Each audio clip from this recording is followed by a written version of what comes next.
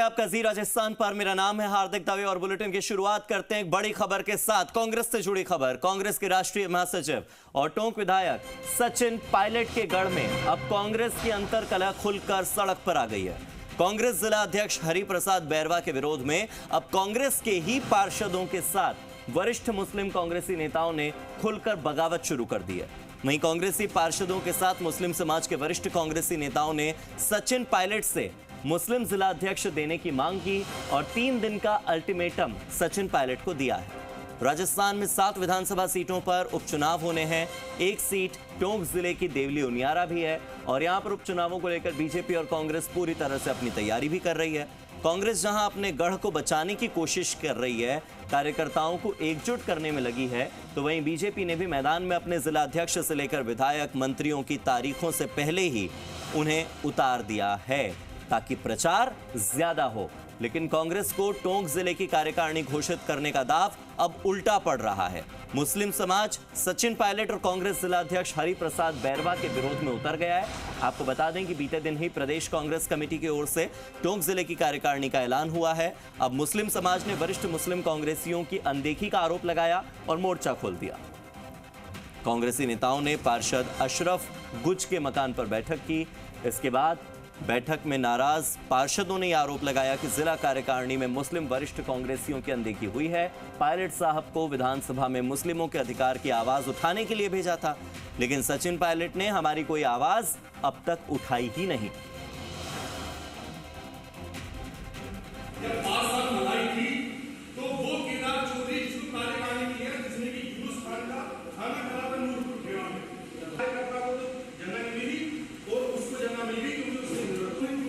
देखिए, जिस तरह से ये लिस्ट आई है जिला कार्य कमेटी की, तो एक कठपुतली जिलाध्यक्ष के साथ एक कठपुतली कार्यकारिणी भी दे दी गई है, जिसका कि कोई वास्तविक प्रारूप पटल के ऊपर और सड़कों के ऊपर और कांग्रेस की पृष्ठभूमि पर किसी का भी नहीं है। जो लिस्ट आई है उसमें या तो बाप की जगह बेटे को दे दिया या फिर भ्रष्टाचार करने वालों को पायलट साहब ने इनाम दे दिया कि जमीनें खाओ, आपको इनाम महासचिव बनाया जाएगा, या फिर यूनुस खान मंत्री की दावत करने उड़ाने वालों के बीजेपी कार्यकर्ताओं को आपको उपाध्यक्ष बना दिया जाएगा।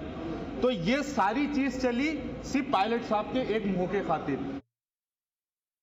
हमारे जो यहाँ के मुस्लिम युवा, मेजोरिटी के युवाओं ने जो चुनाव में मेहनत की और पायलट साहब को अच्छे वोटों से जिता के पहुँचाया और उनको जिला कांग्रेस कमेटी में नज़रअंदाज किया है, तो वो फितरी बात है और ये प्राकृतिक नियम है कि जो लोग मेहनत करेंगे और उन्हें नज़रअंदाज किया जाएगा तो उनके दिमाग में, दिल में रोष पैदा होगा, अफसोस पैदा होगा, और जिसको हमने बनाया है उसके सामने अपनी बात रखने का सबको मौका है और वही हम कर रहे हैं। हम कोई बगावत नहीं कर रहे कांग्रेस।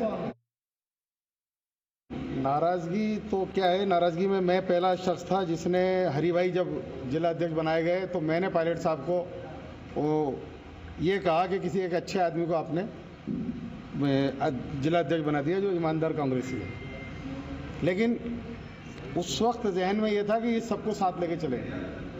अभी जो कार्यकारिणी उनकी आई हमारे अध्यक्ष जी की, उस कार्यकारिणी में माइनॉरिटी को जो प्रतिनिधित्व मिलना चाहिए था वो नहीं मिला। और मेरे सहयोगी पुरुषोत्तम जोशी जुड़ गए। सीधे पुरुषोत्तम का रुख करते हैं। पुरुषोत्तम, कई मुस्लिम ऐसे नेता हैं जो ये कह रहे हैं कि जब जिलाध्यक्ष के नाम की घोषणा हुई तब तो हमें लगा कि बड़ा अच्छा नाम है, लेकिन अब महसूस होता है कि मुस्लिमों की अनदेखी हो रही है। ऐसा क्यों? इस पूरे पीरियड में कुछ हफ्तों में ऐसा क्या बदल गया?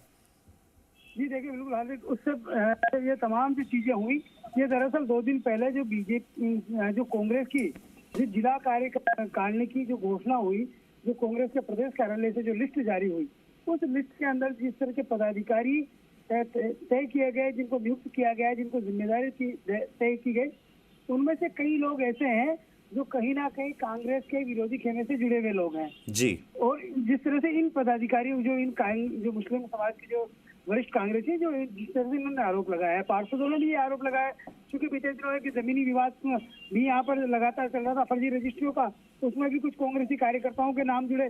तो उन लोगों पर जो भ्रष्टाचार के आरोप जिन पर लगे हैं, इनका गुस्सा इतना है कि उन लोगों को वरीयता दी गई, उन लोगों को ज्यादा तवज्जो दी गई, जबकि ये वरिष्ठ कांग्रेसी नेता है पिछले कई सालों से ये कांग्रेस को अपने पसीने से सींचते आ रहे हैं। विधानसभा चुनाव में भी इन्होंने पायलट के कंधे से कंधा मिलाकर काम किया, लेकिन जब पद का लाभ देने की बात आती है तो इन लोगों की अनदेखी की गई। अब चूंकि आने वाले दिनों में टोंक जिले की देवलुनियारा विधानसभा सीट पर चुनाव होना है, उपचुनाव होना है। यहाँ पर चूंकि कांग्रेस के जो विधायक थे वो सांसद चुने गए हरिश्चंद्र मीणा, अब यहाँ पर विधानसभा चुनाव की सरगर्मियां शुरू हो चुकी है और इन्हीं चुनाव में ज्यादा ताकत देने के लिए इस कार्यक्रम को घोषित किया गया। लगातार मीडिया वाले ये सवाल पूछते रहे पायलट से कि टोंक की कार्यकारिणी कब आएगी कब आएगी। उसके बाद ये जम्बो जेट एक बड़ी कार्यकारिणी की सूची यहाँ जारी की गई।